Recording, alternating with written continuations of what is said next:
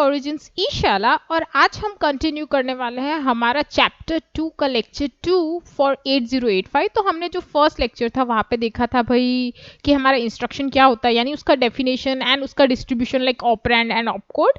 वहाँ पे मैंने आपको बताया था कि भाई क्लासिफिकेशन करते हैं हम लोग ऑन बेसिस ऑफ पैरामीटर्स। तो हम लोग जो आज पैरामीटर देखने वाले हैं दैट इज इंस्ट्रक्शंस का classification on the basis of size, यानी उसकी साइज पे हम लोग उसको क्लासिफाई करेंगे। तो जो हम टॉपिक कवर करने वाले हैं that is single byte instruction, 2 byte instruction and 3 byte instruction. तो यहाँ पे इतना तो आपको क्लियर हो ही जाना चाहिए कि जो हमारी मैक्सिमम और मिनिमम साइज है फॉर एनी प्रोसेसर, ऑब्वियसली 0 तो होने से रही मिनिमम साइज, तो सिंगल बाइट इंस्ट्रक्शन होगा और maximum for 8085 it is 3 byte instruction. तो तीनों ही हम लोग डिटेल में डिस्कस करेंगे ताकि आप लोगों का जो टॉपिक है वो एकदम अच्छे से क्लियर हो जाए। अब सबसे पहले इंस्ट्रक्शन साइज की बात करते हैं। तो ऑब्वियसली अगर मैं साइज की बात करती हूँ तो मेजरमेंट का स्केल चाहिए, यानी किसमें, जैसे अब इंसान है, अगर हम ह्यूमंस की बात करें या फिर पानी की बात करें, humans are measured in KGs, right, हमारा वजन केजी में देखते हैं। पानी को देखेंगे लीटर्स में देखेंगे। तो जो इंस्ट्रक्शन होते हैं उसका मेजरमेंट स्केल क्या है, दैट इज बाइट्स, यानी 1 byte, 2 byte, 3 byte. Why bytes? उससे छोटा कुछ होता है, यस होता है, बिट्स होती है, बट बिट्स में हम मेजर नहीं कर सकते क्योंकि बहुत ज्यादा बड़ा हो जाएगा। तो हमारा जो मिनिमम स्कोर है फॉर एनी इंस्ट्रक्शन अगर आप मेजर करते हैं दैट इज बाइट। और आई थिंक अभी भी जो जितने भी मॉडर्न प्रोसेसर्स हैं उनके अंदर भी अगर आप इंस्ट्रक्शन साइज देखने जाएंगे तो वो बाइट्स में ही होगी, या may be not 1 byte, may be शायद थोड़ी बड़ी बाइट्स होगी, but in the sense of bytes. तो हमारा जो इंस्ट्रक्शन का मेजरमेंट स्केल है दैट इज इन बाइट्स, ये आपको क्लियर होना चाहिए। नेक्स्ट, अगर मैं बोल रही हूँ कि बाइट्स क्या करते हैं, दे ऑक्यूपाई मेमोरी, यानी जो आपकी मेमोरी होती है उसका डिस्ट्रीब्यूशन भी किस में हुआ होगा, बाइट्स में। ऑब्वियसली आपकी जो मेमोरी है वो बाइट्स में होती है। एग्जांपल, आपकी जो मेमोरी आप लाते हैं वहां पे लिखा होता है GB, 2 GB, 3 GB, full form gigabytes, है ना, तो वहां पे बाइट्स आती है। तो यस, हमारी जो मेमोरी है उसकी साइज भी बाइट्स में होती है। ऑब्वियसली द नंबर में डिफर, बट बाइट्स में होगा। अब यहां पे जैसे मैंने कहा कि हमारा जो 8085 है उसका मिनिमम और मैक्सिमम साइज, तो 1 byte minimum and maximum will be 3 bytes. अब यहाँ पे हमारे पास कितने तरह के आ जाएंगे इंस्ट्रक्शन, तो सिंगल बाइट इंस्ट्रक्शन यानी 1 बाइट, फिर 2 byte instruction and 3 byte instruction, तो 3 कैटेगरी होगी। यहाँ पे जो एक चीज है जो आपको बोलते हैं फंडा क्लियर होना चाहिए, अब आप 1 बाइट पढ़ेंगे, 2 बाइट पढ़ेंगे, 3 बाइट पढ़ेंगे, तीनों में जो फर्स्ट आपका जो आएगा कोई भी इंस्ट्रक्शन का जो कंस्ट्रक्शन होता है उसमें फर्स्ट बिट जो कवर होगी that will always be an opcode. उसके बाद डेटा हो सकता है, एड्रेस हो सकता है, उसके आगे होगा, पर ऑपकोड होना इज कंपलसरी, बिकॉज पता ही नहीं चला करना क्या है तो करेगा क्या सिस्टम, है ना। तो हमारा जो सिंगल बाइट इंस्ट्रक्शन है उसके बारे में हम लोग सबसे पहले देख लेते हैं। तो सिंगल बाइट इंस्ट्रक्शन यानी एक ही बाइट कंज्यूम करेगा, यानी 8 बिट का जो ग्रुप होता है। तो यहाँ पे एक स्पेशल चीज ये होती है कि यहाँ पे अलग से डेटा नहीं होता, यहाँ पे जो भी होगा वो ऑपकोड के अंदर सब कुछ आ जाता है, डेटा भी और ऑपरेंड भी एक ही बाइट में आ जाएगा। तो ये छोटे टाइप का इंस्ट्रक्शन है, साइज कंज्यूम कम करता है। अब यहाँ पे अगर मैं बात करूं कि 1 बाइट इंस्ट्रक्शन आप मेमोरी में देख रहे हैं तो कुछ एग्जांपल मैं आपको बता देती हूँ, that is move AB, CMA and ANAB। तो ये इंस्ट्रक्शन करते क्या है ये हम लोग डिटेल में ऑब्वियसली समझने वाले हैं नेक्स्ट लेक्चर्स में, पर यहाँ पे एक चीज नोटिस करने की ये होती है, अगर आपको कभी कोई दे दे इंस्ट्रक्शन और बोले 8085 का कि डिफाइन कि ये सिंगल बाइट है, 2 बाइट है या 3 बाइट है, how would you do that. एक सिंपल सी ट्रिक ये होती है कि कभी भी इंस्ट्रक्शन को ध्यान से देखिएगा, अगर आप ये इंस्ट्रक्शन देख रहे हैं ना, इसके आजू बाजू यानी इसके आगे तो कुछ होगा ही नहीं ऑब्वियसली, पर पीछे की साइड में ना तो कोई एड्रेस है ना डेटा है। तो यहाँ पे देखिए रजिस्टर्स हो सकते हैं, ऑब्वियसली रजिस्टर्स होते हैं 1 बाइट इंस्ट्रक्शन में। तो अगर आप इस इंस्ट्रक्शन को ध्यान से देखेंगे मूव AB, तो देखिए आगे पीछे कुछ डेटा नहीं है। सिमिलरली CMA में भी आगे पीछे कुछ डेटा नहीं है। तो अगर आप इस तरह से, अगर आपको कोई स्पेसिफिकली दे दे और बोले कि इंस्ट्रक्शन को डिफाइन करना है और अच्छे से दिया है, तो आप आराम से बता सकते हैं कि अगर किसी में रजिस्टर है that is also 1 byte instruction, बस डेटा या एड्रेस नहीं होना चाहिए। तो ये एक बोलते हैं देख के पता लगाने का तरीका होता है कि भाई ये इंस्ट्रक्शन 1 बाइट का होता है। अब यहाँ पे जैसे मैंने बोला था, मैंने आपको लास्ट वीडियो में भी बोला था, ये जो मूव AB हम लिखते हैं यहाँ पे हम लोग कई बार कंफ्यूज हो जाते हैं, कई बार एग्जाम में भी हम लोग को अगर कोई पूछ रहा है faculty this is an opcode, no this is not an opcode, this is a mnemonic. देखिए स्पेलिंग देखिए मैंने मेमनिक करके, थोड़ी अलग है प्रोनाउंस करने में, but it is known as mnemonic. तो ये मेमनिक होता है। तो ऑपकोड क्या होता है भाई, ऑपकोड एक नंबर होता है। अब ये नंबर क्या होता है मैं आपको बता देती हूँ, दे आर डिफॉल्ट ऑपकोड्स, यानी जिसने वो प्रोग्रामर ने जिसने बैठ के 8085 डिजाइन किया है, किसने किया था बाय द वे आपको याद है, बहुत सारे साइंटिस्ट है, अगर मैं आपको नहीं याद है तो आप देख सकते हैं, जो मेरी फर्स्ट वीडियो लेक्चर्स थे वहाँ पे मैंने बताया था किसने 8085 बनाया था, तो प्लीज आप देख लीजिएगा, आपको अच्छा लगेगा वो वीडियो। अब यहाँ पे मैं आपको डिटेल में बता देती हूँ, वो बाद में डिस्कस करेंगे किसने बनाया, बट जो ऑपकोड होते हैं ना वो फिक्स होते हैं। यानी अगर मैं बोलूँ मूव ए बी है, मूव ए बी का जो ऑपकोड है वो हमेशा फिक्स रहेगा। ऐसा नहीं होगा कि 8085 एक में अलग कोड होगा दूसरे में दूसरा होगा, हमेशा वो कोड फिक्स है। वो कोड हमें याद नहीं रखना होता हम लोग को। अगर आप कोई एग्जाम में भी लिखेंगे, हम लोग ये वाली प्रोग्रामिंग की लैंग्वेज ही लिखते हैं, असेंबली लैंग्वेज जिसको बोलते हैं, बट जो आपका ऑपकोड है वो सिस्टम के लिए होता है, क्योंकि सिस्टम को बाइनरीज में समझ आता है, तो हम लोग वो यूज करते हैं। अब मैं देखिए आपको इसका ऑपकोड दिखा देती हूँ। तो सबसे पहले देखिए ये एक टेबल लिया है मैंने। अब देखिए यहाँ पे जो मैंने मूव ए बी लिखा है, इसका ऑपकोड है 78H। तो 78H यानी अगर आप लोग प्रोसेसर में 78H टाइप करते हैं ना, इमीडिएटली प्रोसेसर को क्या समझ आता है कि it is an opcode for move A B. ठीक है। सिमिलरली अगर आप CMA के लिए लिखते हैं, अगर आप सपोज पीसी में कहीं प्रोग्राम कर रहे हैं, आपने CMA लिखा, तो जब उसकी फाइल बनेगी, जो बोलते हैं ना हेक्स फाइल बनेगी, उसमें उसकी वैल्यू हो जाएगी 2F। तो देखिए ये 2F हो जाएगा। एंड सिमिलरली ऐड C के लिए 89 है। तो हर एक इंस्ट्रक्शन, यानी अगर हमारे पास 74 इंस्ट्रक्शन है तो हमारे पास 74 ऑपकोड भी होते हैं। अब ये सवाल आता है कि ऑपकोड बनते कैसे हैं, तो उसका जवाब जो हम लोग फॉर्मेट पढ़ेंगे उसमें आपको मिल जाएगा। ऑब्वियसली आपको याद नहीं करना है, बट आपको समझना होता है। अब यहाँ पे थोड़ा सा कॉम्प्लीमेंटिंग के लिए मैं आपको देखिए एक और टेबल बता रही हूँ कि अगर मैं बोलूँ कि ये 1 बाइट इंस्ट्रक्शन है तो कैसे समझ आता है। देखिए ये एक मेमोरी ले ली है मैंने, तो this is a 64 KB memory का एक छोटा सा पीस ऑफ मेमोरी है। यहाँ पे अगर मैं बोलूँ कि ये जो मेमोरी है, यहाँ पे देखिए अगर मैं बोलूँ मूव ए बी ने कितना स्पेस कंज्यूम किया है, तो देखिए यहाँ पे 78 लिखा है, यानी एक ही मेमोरी लोकेशन कवर की है, that is 1 byte instruction. Similarly CMA के लिए 2F यानी एक ही बाइट कंज्यूम किया, तो these are like single byte instruction. आप इस तरह से बता सकते हैं कि मेमोरी के अंदर देखिए इसने एक ही लोकेशन कंज्यूम किया। अब थोड़ा सा एक्स्ट्रा इन्फॉर्मेशन के लिए देखिए मैं बता देती हूँ मूव ए बी करता क्या है। It copies the content of register B in register A, यानी जो भी बी के अंदर डेटा होगा उसको ए में कॉपी कर देगा।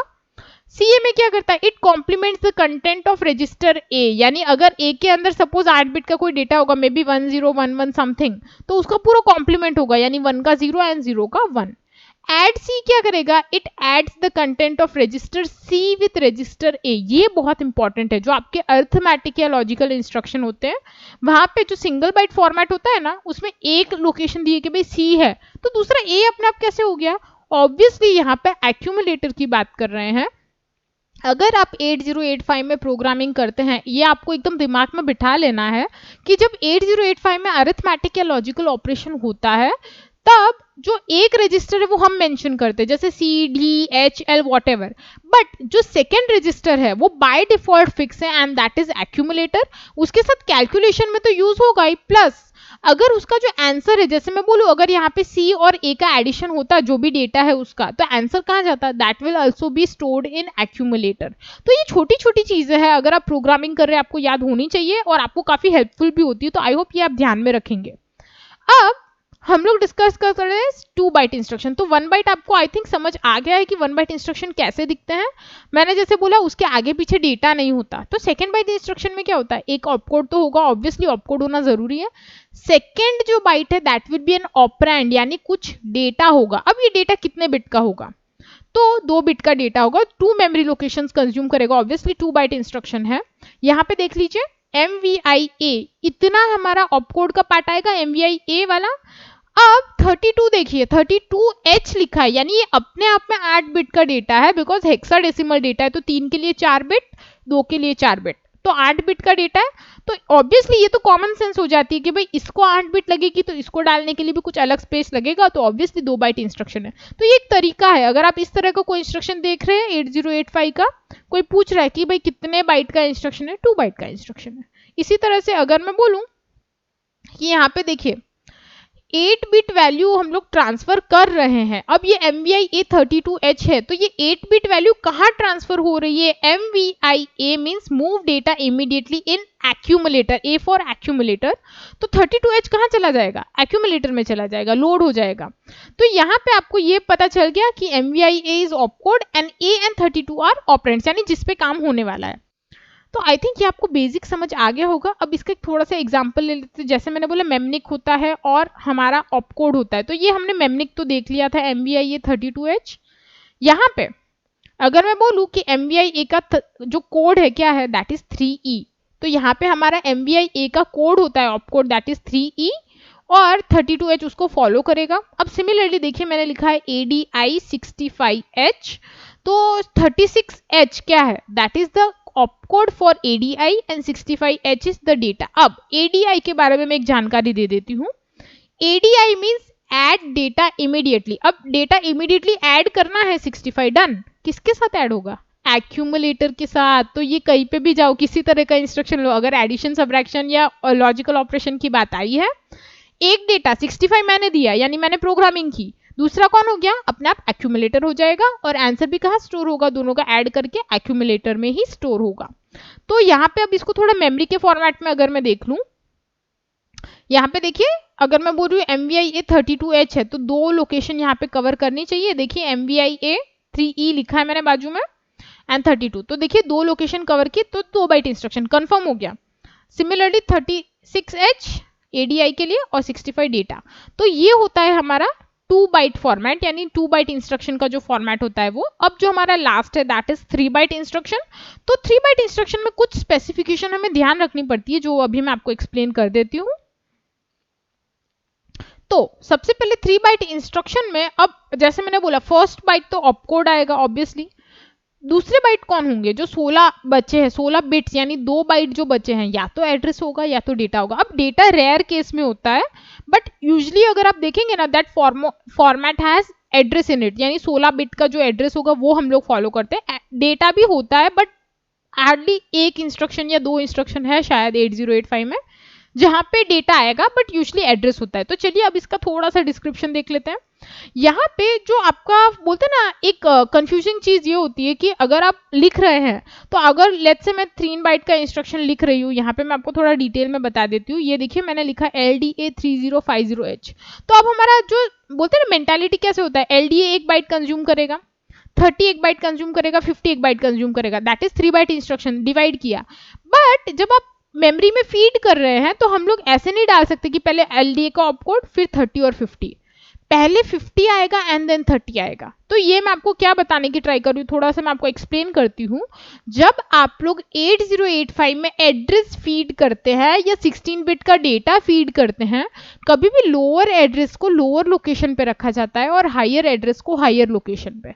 अभी भी अगर आपको समझ नहीं आ रहा है तो देखिए अभी हम करके देखते हैं। सबसे पहले LDA क्या करता है, it loads the data of 3050, ये जो मेमोरी लोकेशन है ना, इसके डेटा को एक्यूमुलेटर में लोड करेगा। LDA ऑपकोड है और ये एड्रेस है। तो देखिए यहाँ पे सबसे पहले इतना क्लियर होना चाहिए, 30 हमारा हायर एड्रेस बिट है और 50 हमारा लोअर एड्रेस बाइट है। तो अब इसका जो अरेंजमेंट है वो हम लोग को देखना है।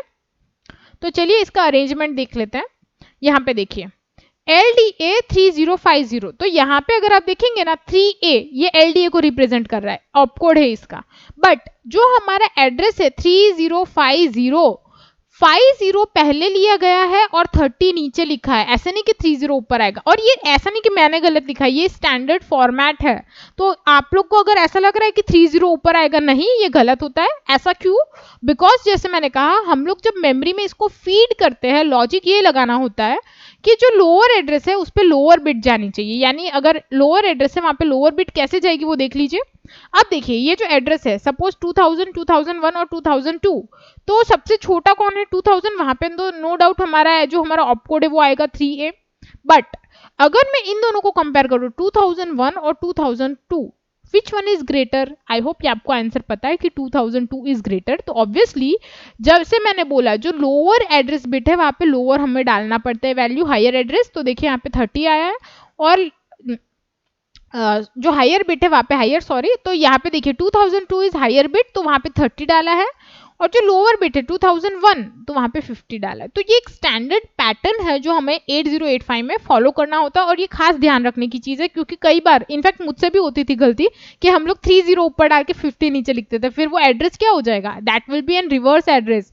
यानी यहाँ पे जो भी एड्रेस है दैट इज 3050, लेकिन अगर मैं इसको घुमा दूं वो हो जाएगा 5030। तो ध्यान रखना है इस चीज का।